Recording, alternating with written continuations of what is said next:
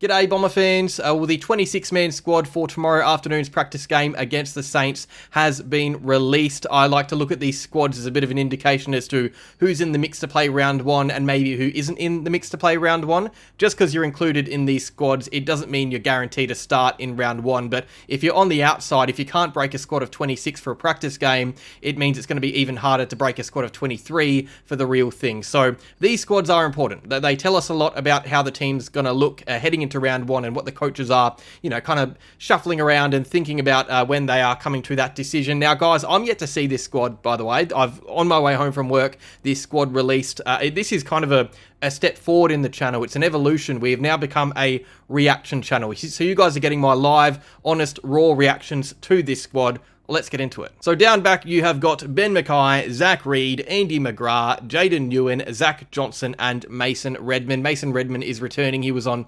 personal leave last week, so he didn't play the Tigers. In the midfield, you've got Braden Fiorini, Jackson Pryor, Zach Merritt also returns. He was on, had that State of Origin game, so didn't play against the Tigers last week. You've got Blackiston, Caldwell, and Durham in the middle of the ground. Now, Durham has been wearing a non-contact cap at training just to nurse through what was probably that rolled ankle that he suffered halfway through that Richmond game. He didn't play the second half of the game, probably for precautionary reasons, but seems like he's good to go for this one, which is awesome news. Darcy Parish in the forward line, Peter Wright, and Archie Perkins is back. He's had that layoff this preseason with that groin complaint, I believe, but he is back playing minutes. I'm going to guess it is regulated minutes a bit or minimised. He's probably not going to play the entire game. You'd think it's just a half or a few quarters. You've got Kyle Langford, Nate Caddy, and Archer May as well. Archer May keeps his spot. That was one I was thinking a little bit about whether or not he would be in that forward line, but I guess he is. On the bench, this is where it will get interesting. You've got Jacob Farrow, Dyson Sharp, Archie Roberts, Xavier Dersma,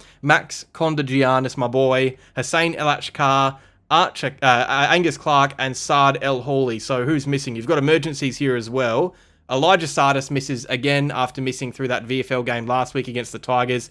Jade Gresham, Vigo Vicentini, and Matt Guelphy. So, okay. So the thing immediately jumping out to me is the fact that both Jade Gresham and Matt Guelphy are not in the starting team, or neither of them are in the starting team. That's a big, I don't know what that is actually. It's really interesting because our forward line is so inexperienced, so young. You'd think we'd go for some mature options round one, and maybe we're just seeing what options are out there. Maybe one of these guys is still in line to play round one potentially, but if they're not breaking into this squad of 26 alongside Hussein Elachkar, then you'd think they're probably on the outside a bit heading into round one. So this is a great indication that Hussein is almost a lock to play round one. A good performance here against the Saints, and he is locked in that round one team. The fact that he's ahead of those mature players in their contract years, mind you, they're both out of contract this year, Gresham and Guelphy, that is massive, especially with Kako potentially returning around the corner as well for round one. So it looks like we've only really got the one small forward in Hussein Elachkar, I think. I guess Archie Perkins is a medium forward.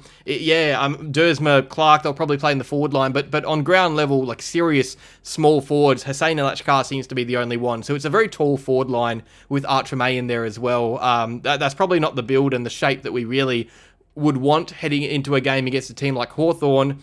But it's an interesting one. The fact that we're not prioritising Guelphy and Gresham, these experienced players who we might have prioritised in years gone by, that's a fascinating change up to me. Another thing jumping out at me is Vigo Vicentini missing. To be honest, this is what I expected for the Richmond practice game, and I think if there were more numbers for that game, Redman, Merritt, Perkins, if there were those numbers there, I don't think Vigo Vicentini would have played. That's my honest opinion, and I think this is showing us that Vigo is probably a fair way away from playing, regular AFL minutes, and that the ideal option is Lockie Blackiston in the ruck full-time with, one of Peter Wright or Archer May kind of pinch hitting in there to help him out. Archer May's that's maybe the reason why he's in the forward line. Would he be in the forward line if we had that dual ruck set up? Probably not. So this is a good test for him. If he can show that he's got that mobility in forward 50, providing less clutter than usual while also helping in the ruck, that's a good step forward for him being in that forward line round one, which is again looking like a really tall forward line. Elijah Sardis apparently missed last week's game because of limited minutes heading in, and that's why he was used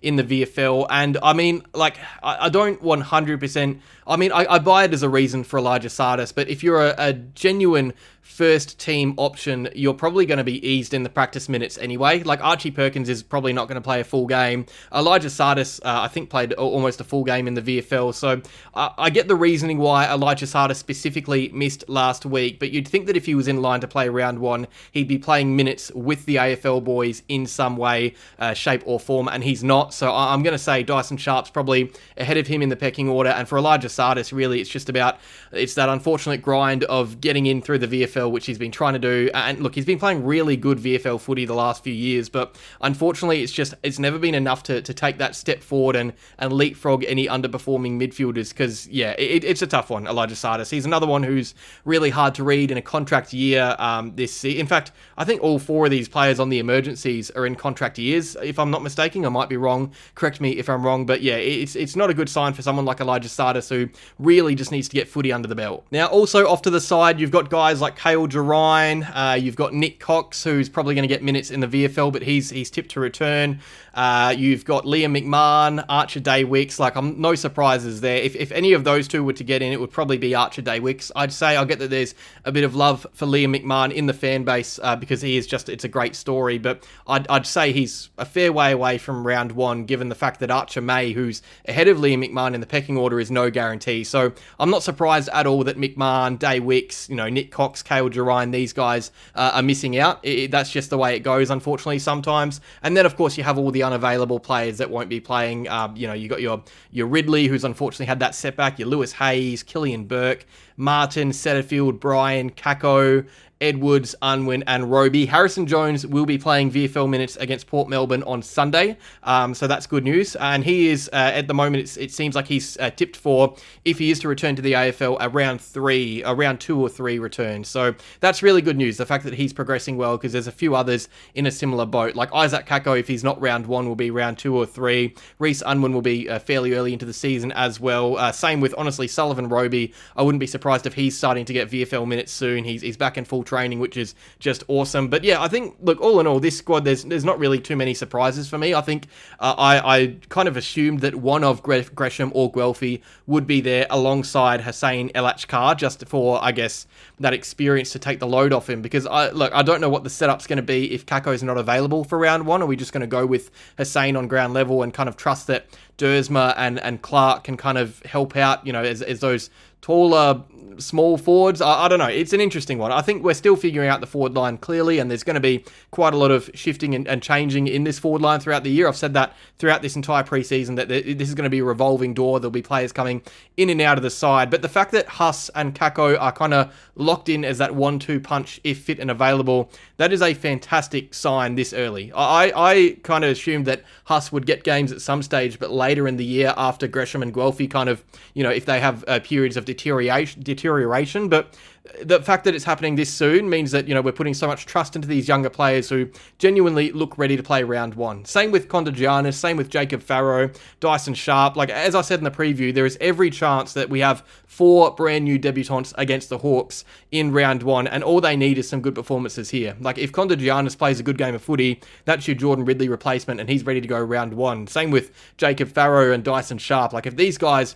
play really good footy against the Saints here, it's going to be hard to really, say no to them come round 1 if they're putting their hand up for selection. So, look, as I said in the preview, we've got what feels like a deep list. I don't think there's depth, talent-wise in terms of ready to go right now. Like, this is going to be an inconsistent team given how young it is. But the fact that we've got these, real selection headaches, we've got, it's hard enough to pick a squad of 26 or 30, some would say that McMahon and others could get in ahead of those emergencies that we've got on the outside there, but just picking a squad from 23 out of the 26 that are named in that first team is going to be hard enough on its own as well. So I like it. But guys, that's really all I can yap about. I wish I could yap more, but I don't have it in me.